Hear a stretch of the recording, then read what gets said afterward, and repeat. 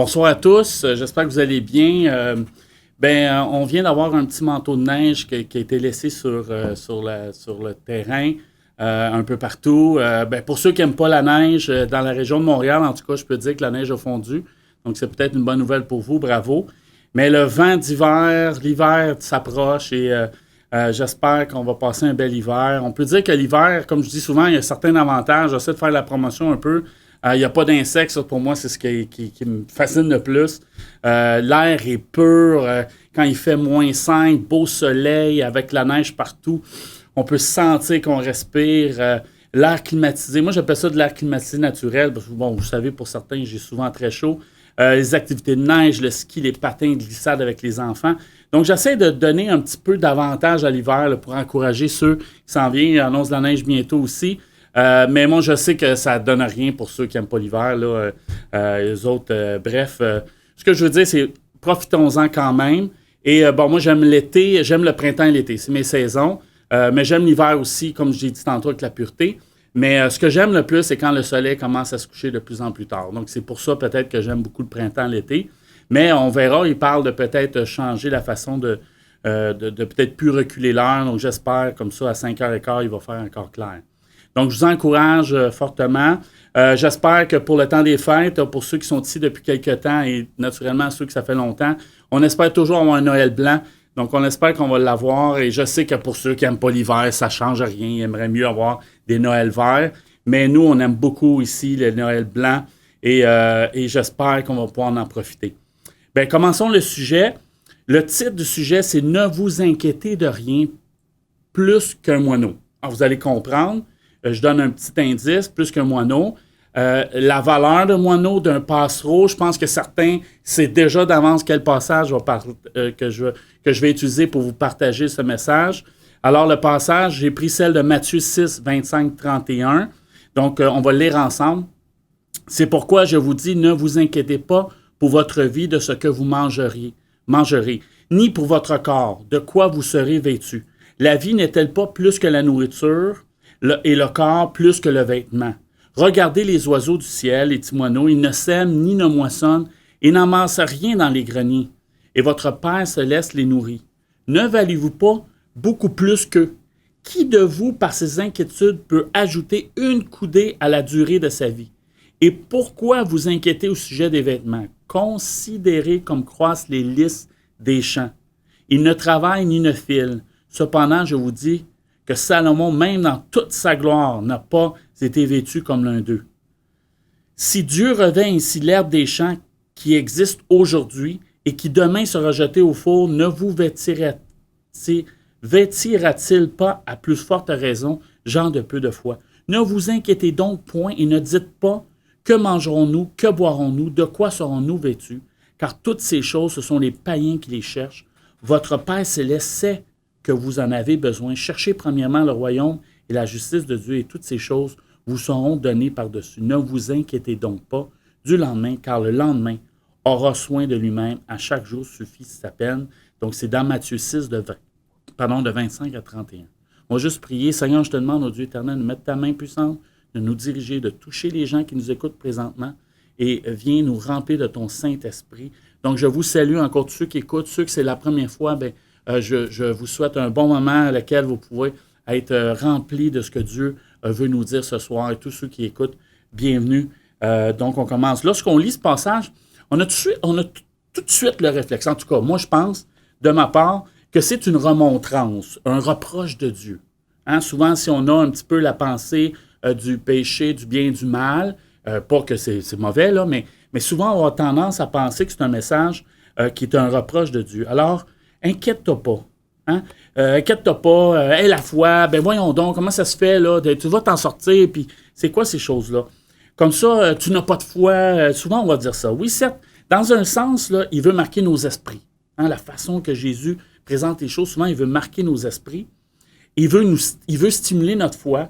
Cependant, je crois que ce message-là est encore plus que ça.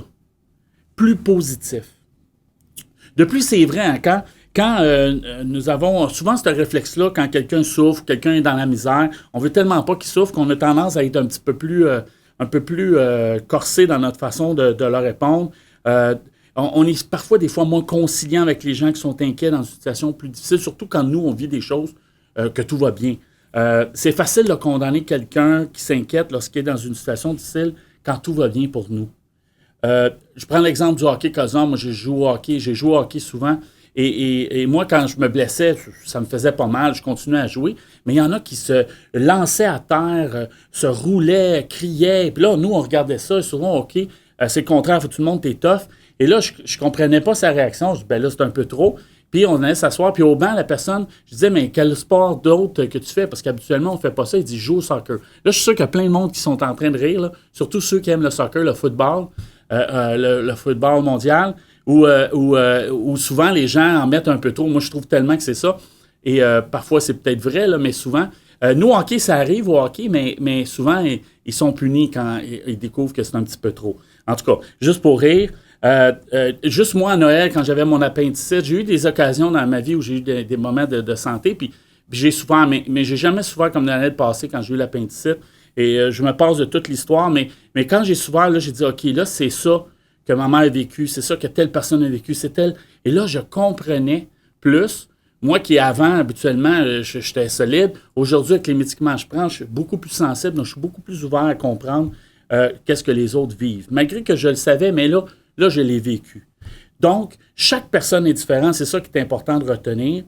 Et Dieu tient compte des différences entre nous, des différences de chacun. C'est pour cela que j'aimerais vous présenter et vous proposer de le voir différemment, ce passage.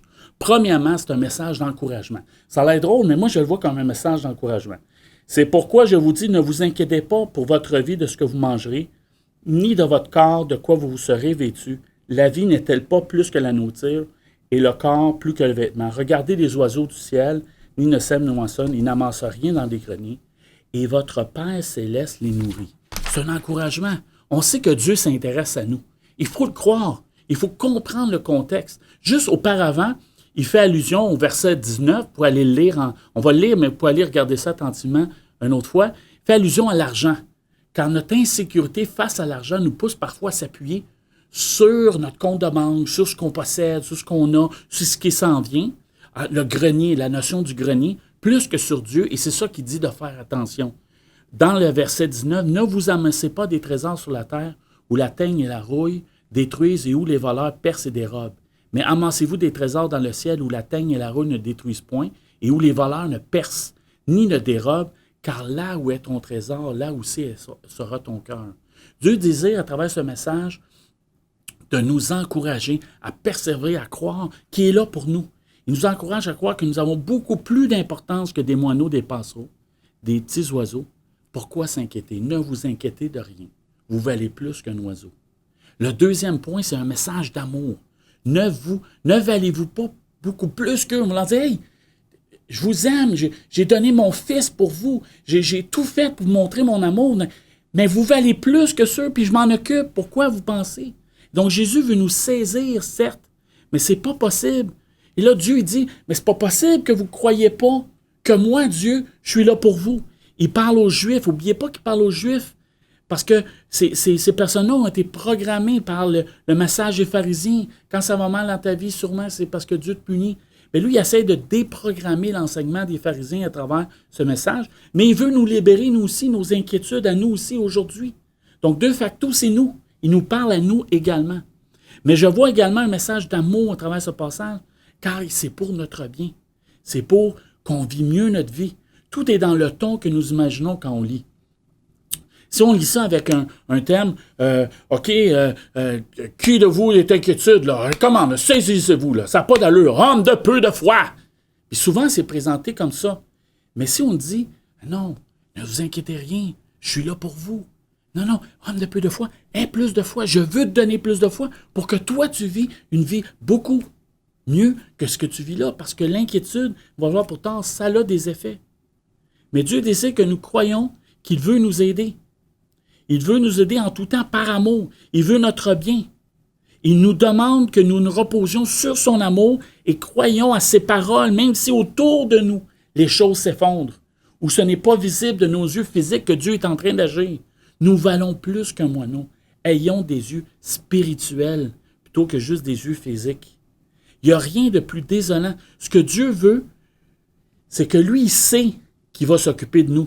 Mais il désire encore plus que nous le sachions, que nous l'assimilions, que nous le vivions. Il n'y a rien de plus désolant de vouloir aider une personne, et ça, sûrement vous l'avez vécu, mais que cette personne ne croit pas que vous voulez le faire. L'aider, il y a des doutes sur vos intentions. Il met en doute vos intentions, votre amour pour lui. Mais Jésus a un amour pour nous. Dieu a un amour pour nous.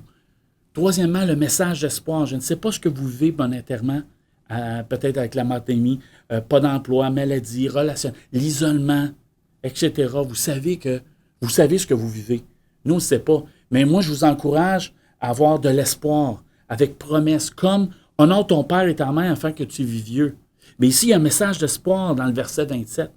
Qui de vous, par ses inquiétudes, pourrait ajouter une coudée à la durée de sa vie? C'est comme si Dieu fait une promesse. Si tu ne t'inquiètes pas et tu te reposes sur moi, ta vie va être prolongée. C'est comme la promesse, honore ton père et ta mère, tu vas vivre vieux. C'est comme s'il nous fait une... C'est spécial, mais quand on essaie de sortir la phrase, on réalise qu'il nous dit, hey, si tu ne t'inquiètes pas, tu te reposes sur moi et tu as la foi, mais tu vas vivre plus longtemps. Et pourquoi vous inquiétez au sujet du vêtement? Considérez comme croissent les lys des champs et ne travaillent ni ne filent. Cependant, je vous dis que Salomon même, dans toute sa gloire, n'a pas été vêtu comme l'un d'eux. Salomon ici, Jésus est en train de confirmer qu'il avait toute une gloire, mais il n'a jamais vêtu. Mais lui s'occupe. Parfois, je détruis les pissenlits là, dans mon jardin. Là. Je ne sais pas si je respecte la volonté de Dieu. Là. Non, j'en veux pas de pissenlits. Mais je ne sais pas ce que vous vivez. C'est votre intimité, mais Dieu le sait. En passant, si vous voulez de l'aide, nous sommes toujours disponibles. Écrivez-nous, appelez à l'Église. Vous savez que nous sommes là. Nous, l'équipe ADPE, pour vous, on est là. Donc faites-le, appelez-nous, contactez-nous, appelez à l'Église. Ne restez pas seul avec vos problèmes. C'est important de le faire. Amen? OK. Alors, Jésus ajoute en plus dans le verset 30, « Si Dieu revêt ainsi l'herbe des champs qui existe aujourd'hui et qui demain sera jetée au four, ne vous vêtira-t-il pas, à plus forte raison, gens de peu de foi? Ne vous inquiétez donc point, et ne dites pas que mangerons-nous, que boirons-nous, de quoi serons-nous vêtus, car toutes ces choses, ce sont les païens qui les cherchent. » Et là, c'est le message d'espoir. Votre Père céleste sait que vous en avez besoin. C'est tout un espace d'espoir. Il sait d'avance vos besoins. Donc, à plus forte raison, il va nous répondre. C'est un message d'espoir. Votre Père céleste sait que vous en avez besoin. Wow! Il connaît notre situation. Il sait déjà. Nous valons plus qu'un moineau. Ne vous inquiétez de rien. Le plus important, par contre, c'est de le croire, c'est de le vivre. C'est d'accepter de croire ce que Dieu nous dit.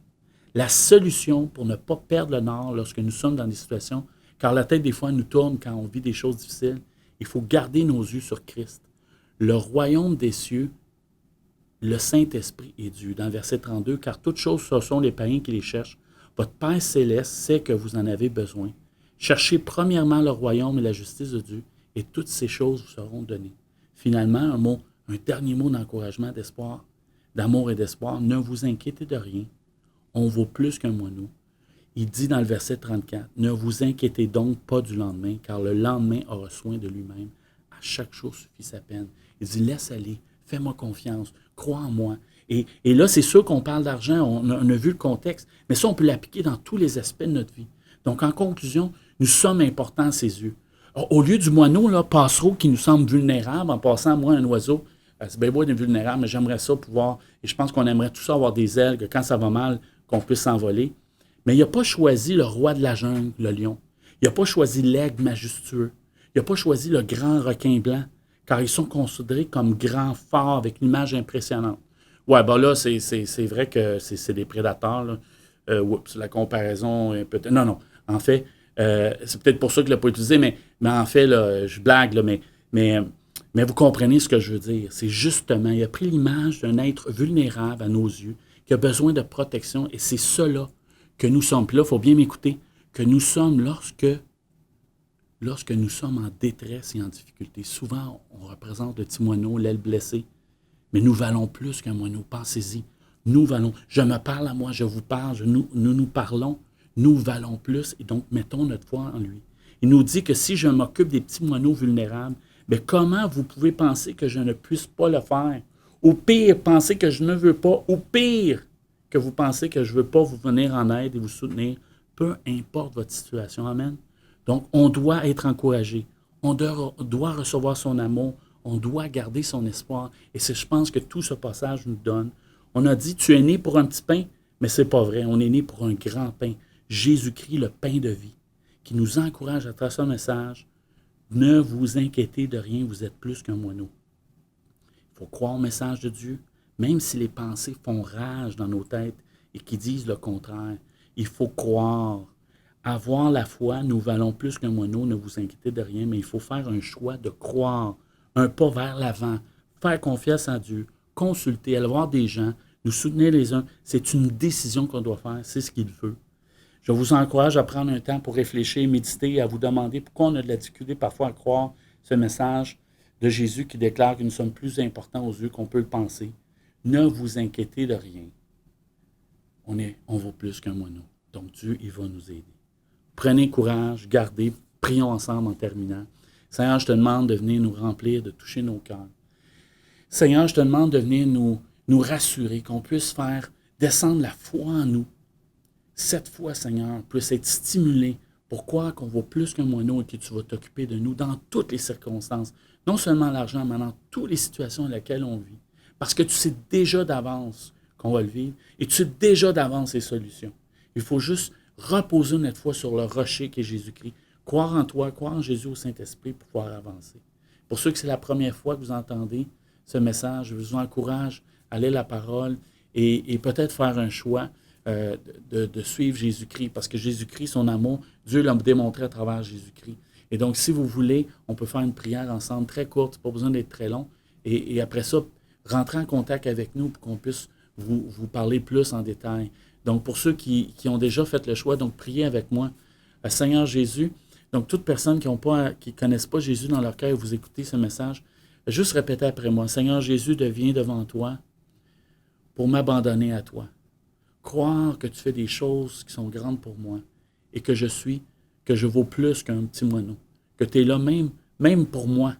Peu importe ce que j'ai fait, tu es là pour moi. Viens me transformer. Viens me toucher. Je reçois ton esprit.